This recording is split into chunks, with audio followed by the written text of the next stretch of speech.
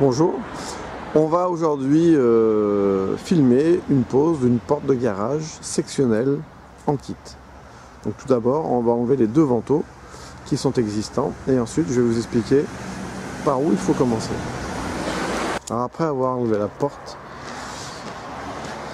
il faut prendre la dimension du panneau qui vous a été livré. On va rajouter 110 mm. C'est-à-dire que le rail, en fait, le dos du rail va être à 55 mm du bord de votre baie. On a tracé, donc 55 mm à partir d'ici, et donc ça sera la cote entre les deux murs, de ce mur à celui-ci là-bas, plus 110 mm. Donc, deuxième étape, on prend le rail, donc ici c'est le rail vertical, là nous avons le rail horizontal.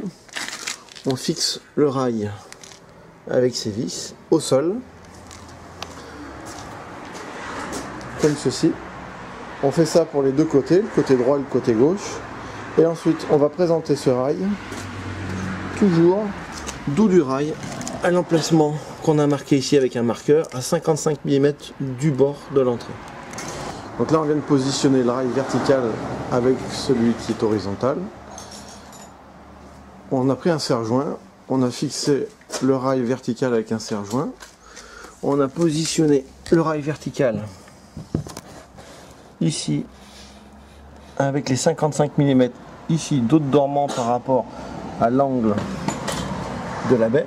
55 mm de là à l'angle de la baie. On a mis le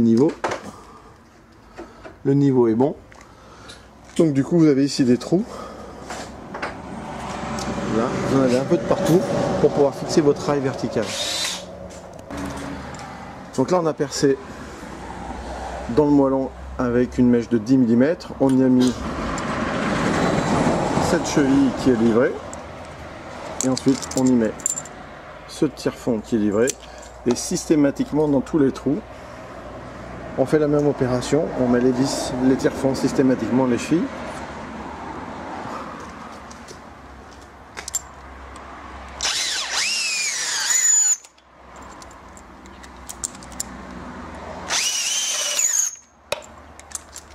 Là on reproduit la même chose du côté gauche. Et donc là on commence à faire le trou en bas, toujours en mèche de 10.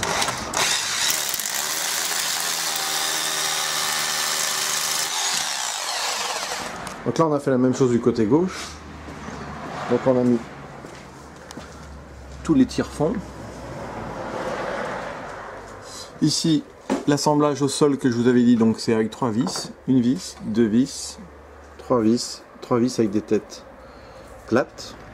Et vous avez les écrous derrière, tout simplement, ici et ici. Donc ça, il faut bien l'assembler au sol, que ça soit plus pratique pour vous.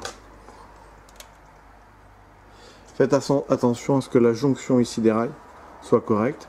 S'il le faut, avec une pince, essayez de remettre les tôles bien à fleur pour que la roulette n'accroche pas. Donc là on va assembler la barre de torsion. Donc la barre de torsion pour cette porte de garage, elle est en 2 morceaux parce que c'est une porte de garage qui fait 4 mètres. Donc ici vous avez une pièce de jonction pour fixer les 2 barres. Sur une porte de 2,40 m par exemple, vous n'aurez pas cette pièce et la barre sera en un seul morceau. Donc ici on va mettre sur le côté gauche de la barre. Donc là on est à l'intérieur du garage. Côté gauche, on met le premier palier comme ceci. Ensuite, donc là on va le mettre bien entendu sur cette barre. Ensuite la poulie. Donc la poulie, vous avez une petite encoche ici, c'est l'encoche pour le câble qu'on mettra plus tard. Donc l'encoche, toujours côté extérieur, donc là on est à gauche vue intérieure, donc l'encoche toujours vers l'extérieur. Donc comme ceci. Donc, le palier, la poulie.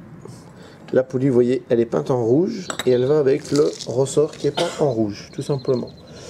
Les vis pour serrer et pour bander le ressort du côté de la poulie. Ensuite, l'extrémité du ressort, le système parachute, anti-chute, okay, qui va être fixé aussi sur le linteau. Et on renouvelle la même chose, le système anti-chute, un bout de ressort l'autre bout de ressort pour la fixation et le bandage du ressort, la poulie, l'encoche du câble, toujours côté droite, puisque là maintenant on est du côté droit vu à l'intérieur, et ici le palier. Donc voilà, donc là on a inséré tous les éléments dont je vous ai parlé tout à l'heure dans l'arbre, donc le palier de gauche, la poulie, l'encoche, le ressort rouge à gauche, le palier avec le système anti-chute, le manchon. Donc là on a vissé à fond et vous remarquerez que les deux vis qui sont ici sont bien vissées à l'intérieur de l'encoche de l'arbre. Ok, ici vous avez une encoche et là les deux vis sont dedans. Donc là il faut serrer à fond par contre, hein. Ici l'anti-chute, le deuxième ressort, la poulie, l'encoche côté palier et le palier côté extérieur. Donc là on va installer donc la barre de torsion. Donc on l'a positionné pour l'instant comme ça en attente. On vient de positionner ici le premier palier. Donc là on a positionné le premier palier. Alors le premier palier il est très simple à installer. En fait vous l'installez à peu près à 5 mm du bord du rail que vous avez installé. Donc il y a un jeu de 5 mm.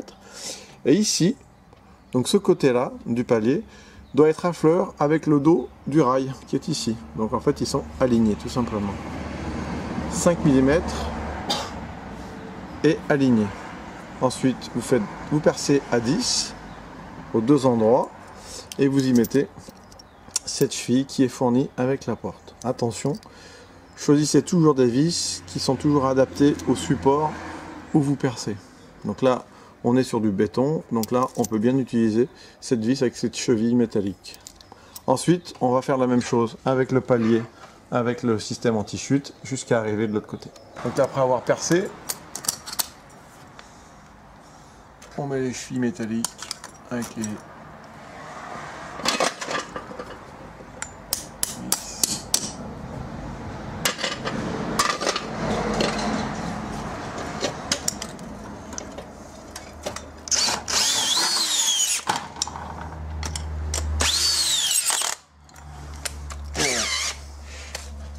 là on a mis la barre de torsion, le système parachute, le côté arrondi toujours vers le sol.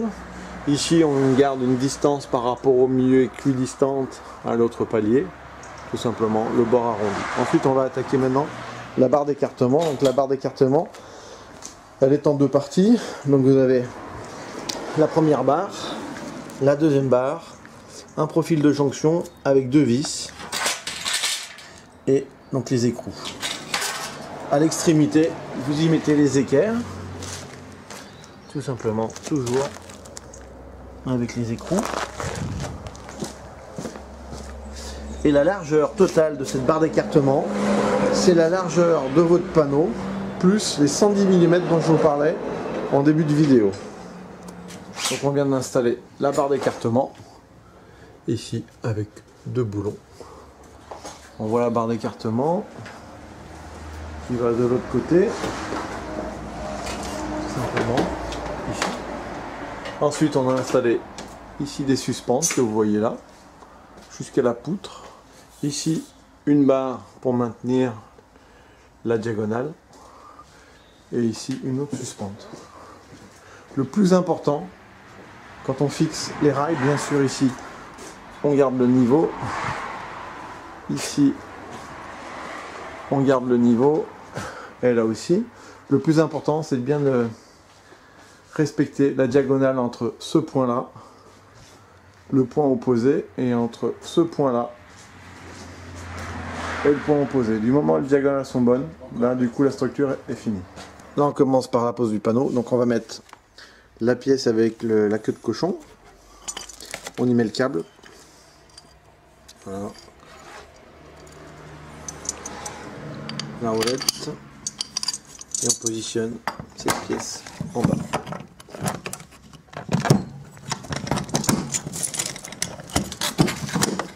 Voilà.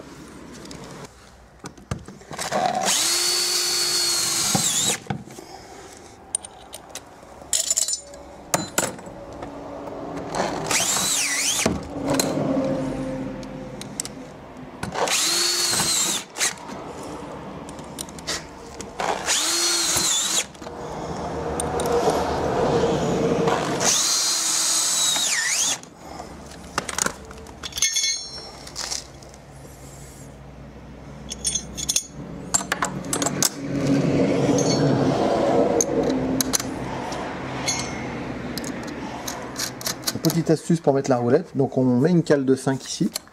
On glisse une cale de 2, pardon. On pousse le panneau contre le joint et la cale de 5. Et ensuite, on fait venir la roulette ici contre la gorge du rail intérieur. Et ensuite, on serre. Ça vous évitera de régler le jeu après la pose de la porte. Là, on le règle de suite.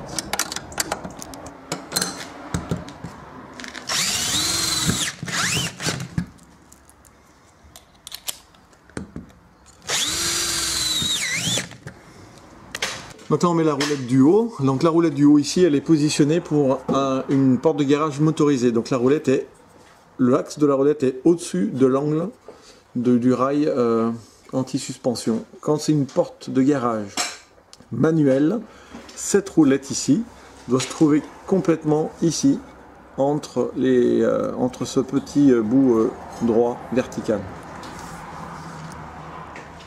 Donc là on va sertir le câble. Donc pour sertir le câble, on va prendre la mesure où on va sertir. On tend le câble, on fait une boucle en haut comme ça. On prend à peu près la distance. Ici c'est le sertissage qui est livré dans le sachet et on sertit tout simplement en marteau.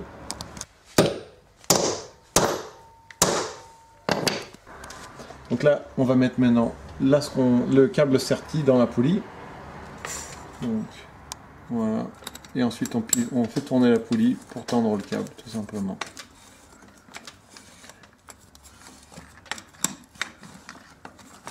Et après cette manip, on bloque la poulie avec une clé 6 pans. Attention, donc là maintenant on va faire le bandage des ressorts. C'est l'élément le plus dangereux de montage de la porte. Il faut vraiment prendre beaucoup de précautions. Donc ici sur l'étiquette CE, on vous dit qu'il faut 10 tours. Donc là on va devoir faire 10 tours à ce ressort là. Attention, on va mettre donc ici des barres pour pouvoir tourner vers le haut et bander le ressort. Et quand on passe ce trou ici, ça fait pas un tour, ça fait qu'un quart de tour. Donc n'oubliez pas que 10 tours, c'est ce trou là se retrouve dans la même position un tour après, il faut le faire 10 fois. Pour assurer la chose, mettez une pince bloc comme ceci et faites un trait au marqueur tout le long du ressort. Et ensuite, on commence à faire le bandage du ressort. C'est vraiment très très dangereux, donc soyez prudents. Toujours levé avec 2 barres. Les 2 barres ont un diamètre minimum de 12 mm au minimum. Jamais avec des barres de moins de 12 mm de diamètre. Et prévoyez une clé plate de 10 pour pouvoir ensuite, quand vous avez fini vos 10 tours, visser les petites vis qui sont sur le côté pour fixer le ressort sur l'axe.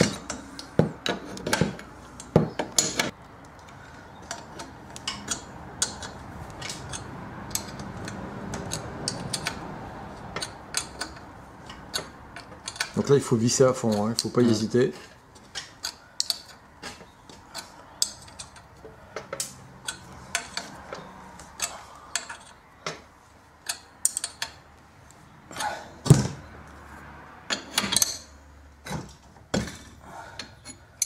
Voilà. Donc là on s'aperçoit que le trait au marqueur que nous avons fait est hélicoïdal maintenant. Et vous avez 1, 2, 3, 4, 5, 6, 7, 8, 9, 10. Donc vous avez bien fait 10 tours. Pour finaliser l'installation, il faut juste retirer la goupille du système anti-chute, tout simplement. Voilà, on a enlevé la goupille. Et donc du coup, l'installation est finie, on peut ouvrir la porte, elle fonctionnera.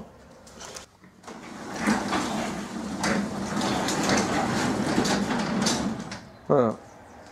Et là, on a fixé la poignée avec 4 vis, tout simplement, et de l'autre côté, la même pièce.